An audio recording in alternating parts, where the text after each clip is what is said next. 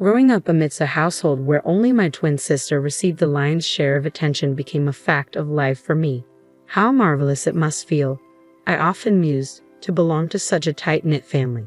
Those who preach about cherishing family likely hail from backgrounds where such love was abundant and unquestioned. Their familial bonds were probably ingrained in them, taken for granted. My reality, however, stood in stark contrast. Within my own family, closeness was a foreign concept, and I struggled to recall ever feeling truly valued. To put it plainly, I was the odd one out. I'm Martha, a woman in her 30s, navigating life solo. As I mentioned earlier, my family dynamic lacks closeness. To put it precisely, everyone else in my family seems to mesh well except for me.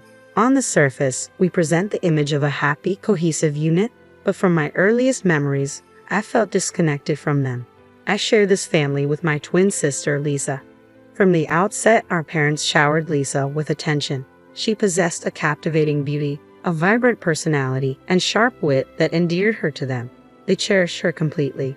Conversely, despite being her twin, I seemed to slip through the cracks. My lack of resemblance to Lisa left me overlooked. I was unremarkable, lost in my own daydreams. When Lisa expressed an interest in ballet, our parents spared no expense in enrolling her in classes and outfitting her with the finest gear. Every recital brought forth a flurry of excitement as they meticulously procured lavish costumes, ensuring that Lisa radiated charm on stage. Conversely, whether my desire leaned towards swimming lessons or piano classes, the response echoed consistently. "There's no need for you to enroll.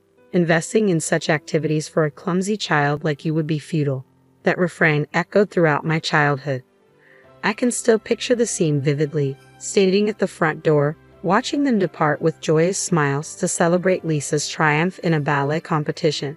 Despite the substantial investment in her ballet education, Lisa abruptly called it quits with a simple declaration, "I've had my fill."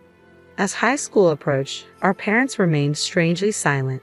The contrast in their treatment became painfully evident when discussions turned to our collegiate aspirations. When Lisa expressed her desire to pursue an independent city life at a prestigious women's college, they beamed with approval, assuring her that scholarships or part-time work were unnecessary burdens as they would shoulder all financial responsibilities. Conversely, the idea of me attending college seemed preposterous to them. I was reminded of my supposed underachievement and urged to be grateful for the upbringing I had received. Instead of encouraging academic pursuits, they advocated for immediate entry into the workforce post-graduation. After protracted negotiations, I was begrudgingly permitted to attend a nearby public university, but under stringent conditions: financial independence, household contributions, and chores shouldered in exchange for their reluctant support. Since then, I've been caught in a whirlwind, trying to balance academics, a part-time job, and household chores. With a scholarship hanging by a thread, failure in any subject was out of the question. Working tirelessly to cover my living expenses left no room for respite. Any lapse in housework quality was met with threats of expulsion from university. Every day was a mad rush, leaving me drained to the bone. In stark contrast, my sister, appearing sporadically, epitomized the quintessential college student, adorned in trendy attire and fashionable hairstyles. She seemed to effortlessly blend academics with leisure, all while taunting my disheveled appearance and hectic schedule. "You always look so disheveled," she'd sneer. "I wouldn't dream of being seen with you. How can you even step outside like that? I'd die of embarrassment if I were you. And let's not even talk about your university. It must be scraping the bottom of the barrel. What's the point of even attending such a place? It's all just a waste of time." Adding insult to injury, my mother echoed my sister's sentiments, siding against me. "She's right, Martha. You're not exactly the sharpest tool in the shed. College isn't meant for everyone, especially not someone who can't even dress properly. You've become the laughing stock of the neighborhood." On the other hand, everyone admires Lisa, praising her beauty. It fills me with pride. Since childhood, I'd grown accustomed to the unfounded animosity from my family. Their petty jabs hardly registered as I rushed off to my part-time job, my focus squarely on survival. And so, the tumultuous 4 years of college flew by, and both my sister and I crossed the graduation finish line. While my family feted my sister's achievement with a lavish overseas trip and a designer handbag, I remained a footnote in their celebrations. With plans to strike out on my own after securing a job, my parents promptly intervened. We've supported you this far. It's only fair you repay us by tending to the household chores and handing over your paycheck. Living independently is a waste of money. The decree left me with no choice but to linger in the confines of my childhood home, stifled by their expectations. Fortunately, the company that extended me an offer was within a tolerable commuting distance, albeit a considerable trek. Meanwhile, my sister landed a position at a well-known firm in the city. She boasted about her workplace nestled in the East Village, but such details held little interest for me. Years later, my sister tied the knot with a colleague from her company and promptly exited the workforce.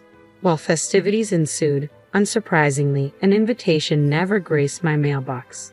My sister's husband, Toby, echoed the sentiments of my family, casting a disdainful eye my way. "Martha, you couldn't be more different from Lisa. You're so ordinary. Are you sure you're twins? You seem more like distant relatives than siblings. Attending some obscure college, working for a company no one's ever heard of. It's laughable." My sister merely smiled, allowing Toby's cutting remarks to linger unchallenged. Thank goodness the grandchildren didn't take after Martha.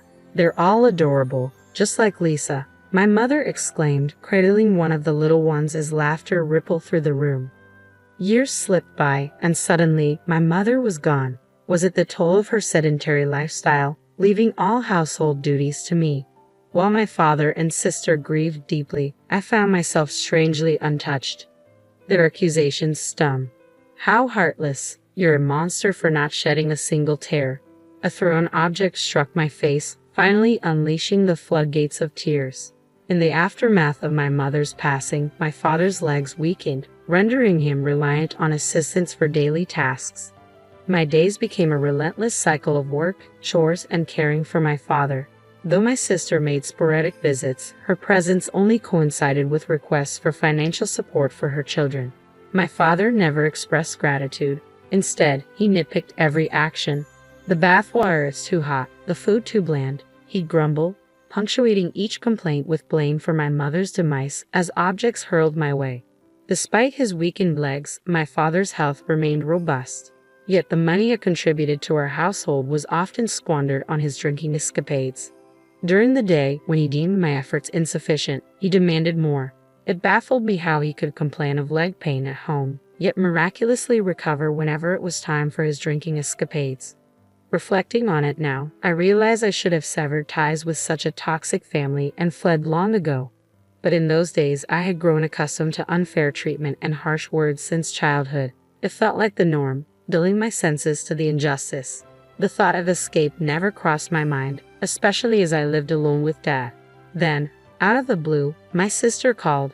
Before I could utter a greeting, she launched into a tirade. How long do you plan on mooching off our parents and squatting at home? I'm moving in with Dad, so could you kindly pack up and leave immediately?" I struggled to grasp her words, so I sought clarification. "Wait, hold on, you're moving in with Dad? Did he agree to this?" "Of course he did. Dad wants to be with us and see his grandkids every day. It's disgusting how you're living off Mom's inheritance and lounging around in the house. I won't allow you to enjoy a luxurious lifestyle on our money. We're moving in early next week, so you better start packing." With that, she abruptly ended the call, leaving me puzzled by the mention of Mom's inheritance. I needed to verify this with Dad. "Dad, is it true you're planning to live with my sister?" My question prompted a call from Dad himself. His response confirmed my worst fears. "Yes, Lisa and her family will take care of me. I can't keep living with someone like you who can't even manage basic household chores properly. Lisa assures me that I don't need to worry about a thing and wants me to enjoy my time with my grandkids. Isn't she a wonderful daughter compared to you? You've always been a disappointment, never bothering to get married. All you do is squander the household's money, and to top it off, you're not even attractive. I'm ashamed to call you my child.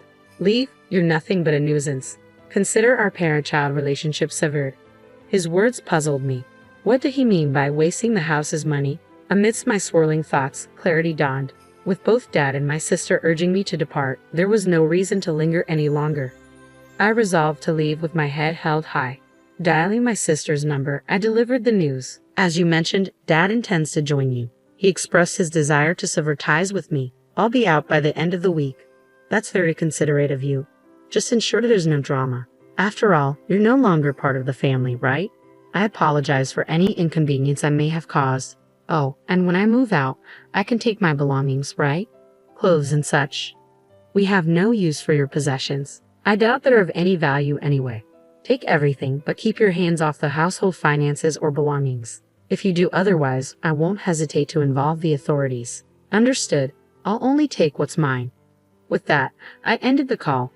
Well, time to get all my stuff moved out, I declared, rolling up my sleeves with determination. A few days later, as I unpacked in my new place, my phone erupted with my sister's enraged voice the moment I answered. What's going on? Where's everything gone? What did you do? I held the phone away from my ear, her fury piercing through the line. There's nothing left in the house. No furniture, no appliances. Where did you put everything? Her accusatory tone was expected, but the reality surpassed my expectations. And the appliances? I bought them with my own money, I replied calmly. What? You bought them? That's a lie. You work for some mediocre company. There's no way you could afford all that. You even replaced the furniture after Mom passed. You must have used her inheritance, right? Give them back. I'm calling the police. I sighed inwardly, realizing my sister's confusion. Slowly, I began to explain, hoping to clarify things amidst her agitation. Sis, if you're talking about Mom's inheritance, there isn't any. She was a homemaker, not someone with substantial wealth. How could she leave behind the kind of money you're expecting? But that doesn't make sense, my sister retorted, leaving me equally puzzled. The Roomba, the drum washing machine, and such, I bought them to ease the workload after Mom passed. With caring for Dad and my job, these appliances saved me time. I purchased them all with my own earnings. I opted to replace everything because most of the old items were on their last legs. And yes, I've been footing all the living expenses, I clarified. Lies, everything in the house is new since Mom passed. The dining set, the bed, the sofa, everything. And of course, I footed the bill for all of it. I chose to upgrade them with my bonus when I noticed wear and tear. I could sense disbelief emanating from the other end of the phone line. What about the car? It's been in our possession for ages, registered under my name from the start, I countered. That's a lie. We left our jobs, moved here expecting to live off Mom's inheritance. It's such a hassle to go shopping now. What are you going to do about this? My sister's tirade was beginning to give me a headache. It became apparent that she wrongly assumed the upgraded electronics and furniture were purchased with Mom's inheritance. She seemed to be laboring under the misconception that I was living a lavish lifestyle funded by Mom's money, and she believed she was entitled to a share of the inheritance. Her scheme appeared to involve ousting me from the house to live extravagantly off the inheritance. While I had always known my sister, though attractive, was calculating, I hadn't realized she could be so thoughtless. It's not like I can just waltz back in. You're the one who insisted I leave and take all my belongings. I was just following your orders, I retorted, growing weary of my sister's incessant ranting over the phone. As much as I wanted to end the call, there was one last crucial piece of information I needed to impart. By the way, I've been settling Dad's debts up until now. From here on out, you'll need to take care of them. What? Her voice betrayed her shock. It was evident she had no inkling about the debt. Our parents had meticulously concealed it from her. While we weren't a family of great wealth, they had maintained appearances, splurging on my sister. Dad's income simply couldn't cover everything, so he resorted to borrowing. The funds went toward everything from my sister's childhood ballet lessons to her university tuition. Decades of lavish spending, living far beyond our means, have led to this staggering debt. All of Dad's financial obligations stem from the resources poured into my sister. So she's stepping up to settle them. No problem, right? After all, didn't she tell Dad?